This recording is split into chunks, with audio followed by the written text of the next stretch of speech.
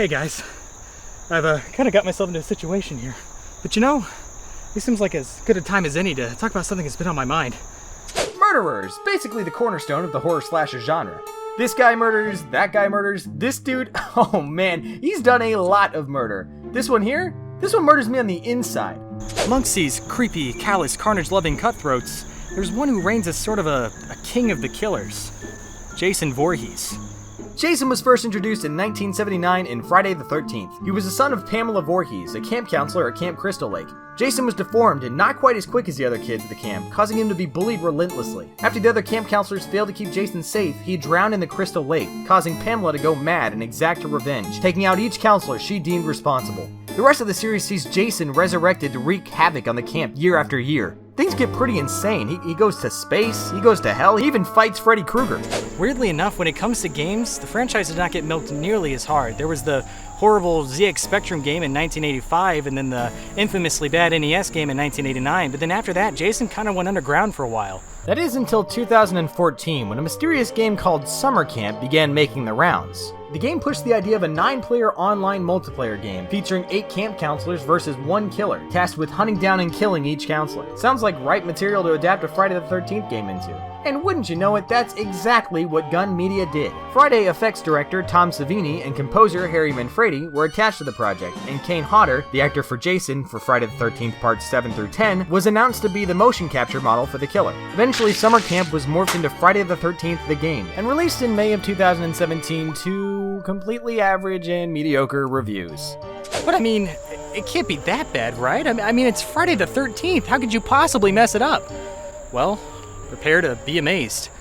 Friday the 13th the game follows the general skeleton that Gun Media made with Summer Camp. Jason has to hunt down and kill all 8 camp counselors, while the camp counselors must find a way to escape his clutches. There are a couple different ways to do this, like find the parts to a car, call the police, fuel up a boat, or even gang up together and kill Jason. There's also a 20-minute timer on every match, so hiding the entire game is also another viable option. As a camp counselor, you have to run around and loot the nearby cabins to find ways to protect yourself and prepare for Jason's arrival, like placing traps or blocking off doors. When Jason gets close, fear sets in. The more scared your counselor is, the easier it is for Jason to find you. Jason has a couple different abilities at his disposal. He can warp to any point on the map, he can silence his footsteps and fear radius, allowing him to sneak up on people, and he can morph into this weird sort of like evil force.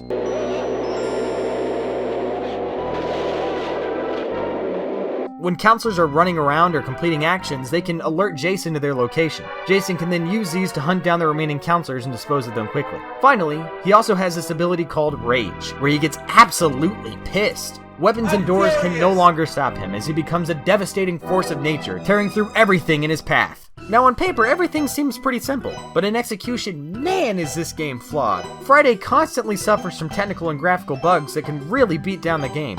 The texture pop-in is abysmal and I can't figure out why. I once played a game where textures didn't load for the first 4 minutes of the match. It was incredible. Jason and the counselors constantly fall through things that they shouldn't be able to, like in this clip where Jason just phased through a closed door.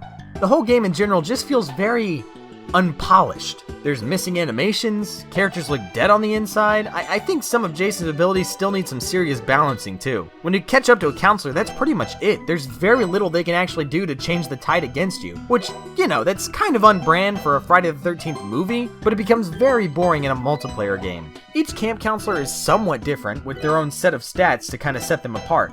This one runs faster, this one can hit harder, this one does this, and so on and so forth. There's also different perks that you can equip to add a slight advantage, but I have a difficult time noticing any real major difference in gameplay. Some make you faster, some help you repair your car quicker, some make it harder for Jason to see you, but I don't know. Nothing really feels vastly different in the end. Instead of perks, Jason gets these gory, crazy, elaborate kills. Are you okay? Now, they're straight from the movies, but without the cheesy context of the film, some of them just go completely over the top. There are several different Jasons you can choose from, but he keeps the same 4 abilities with only slight variations in stats. This Jason swims faster but walks slower. This Jason has a slight cooldown on abilities. This Jason can go further with a shift, but for the most part, all the Jasons more or less play the same but with different weapons. Now, different weapons make a slight difference in gameplay as you have a greater reach, but for the most part, not really. Except for one Jason.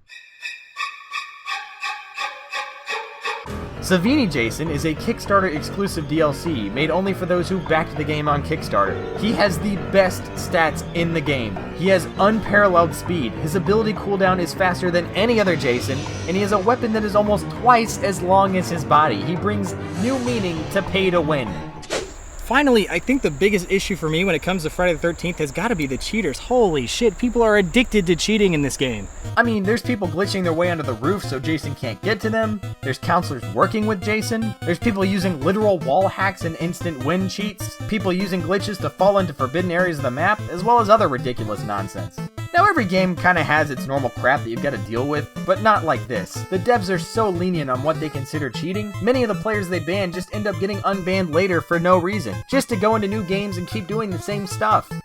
Now, here's where things get kind of interesting. Or bad. Bad, I guess is the word I was like, yeah, bad. Things get bad. So a lot of these issues could be solved with simple updates to the game, right? Well, actually, no. In a crazy turn of events, Friday the 13th became the epicenter of a lawsuit back in 2018. The original Friday the 13th screenplay was written by one Victor Miller, who went on to work on other projects. After Victor left, the Friday the 13th series continued without him, being headed by series producer Sean Cunningham. Years later, Miller attempted to terminate the rights of the original screenplay of Friday the 13th from Sean Cunningham, feeling that he was unfairly compensated for his script at the time. In response to this, Miller was sued by Cunningham over the film rights, and as a result, all Friday the 13th products, future films, figures, potential shows, and yes, the video game, had to be put on hold. After a lot of drama and legal hoopla, Victor actually won the rights to the Friday the 13th franchise, meaning that no further projects can proceed without his approval.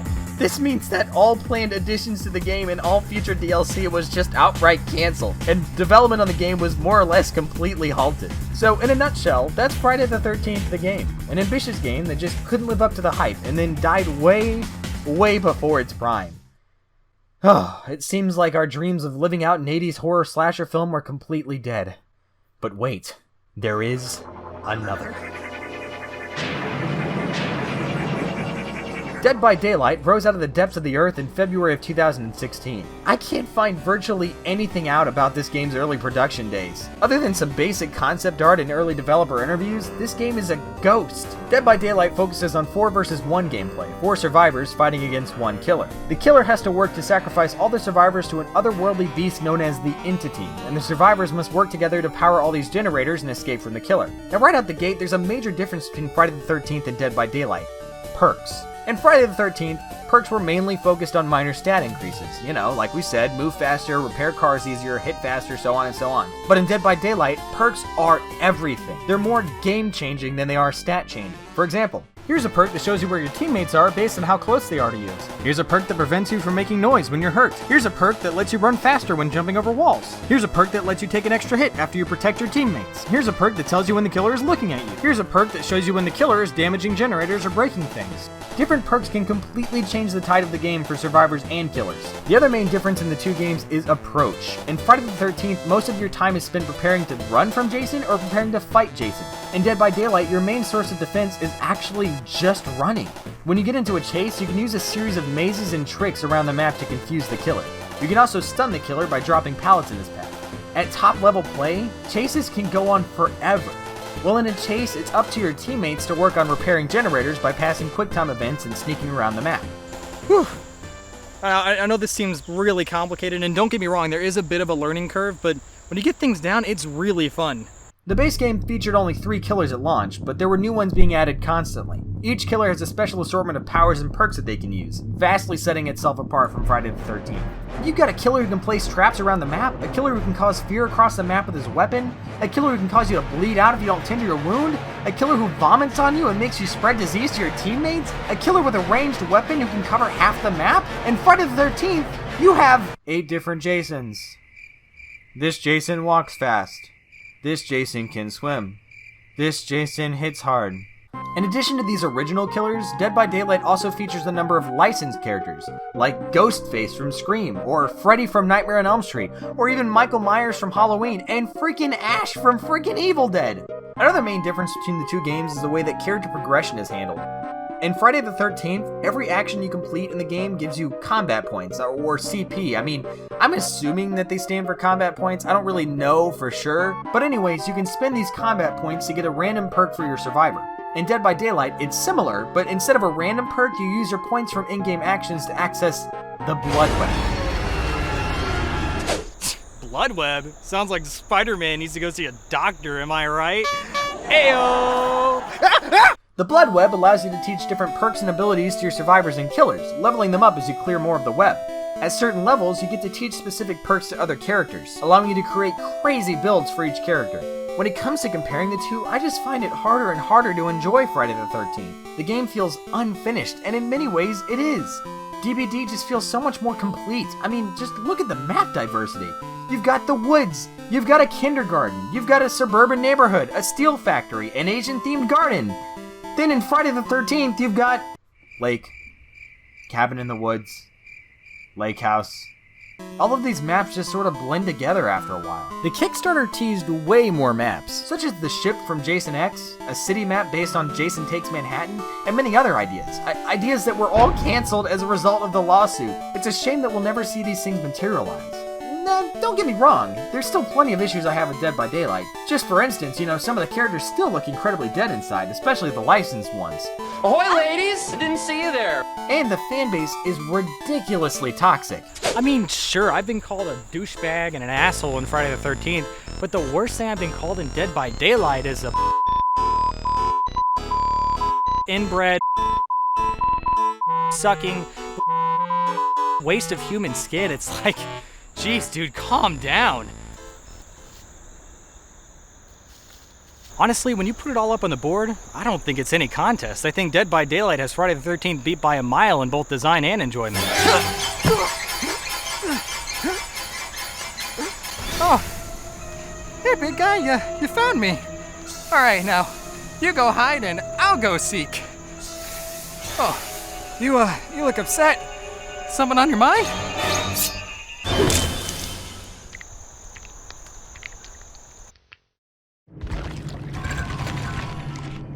Hey guys, thanks for watching. I want to give a real quick shout out to the Camp Killer on Instagram, a fantastic individual who played my Jason Voorhees for this episode.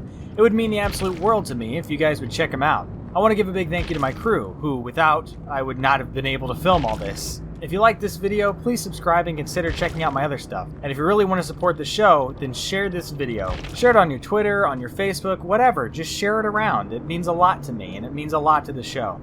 As always, thanks for watching, and happy Halloween.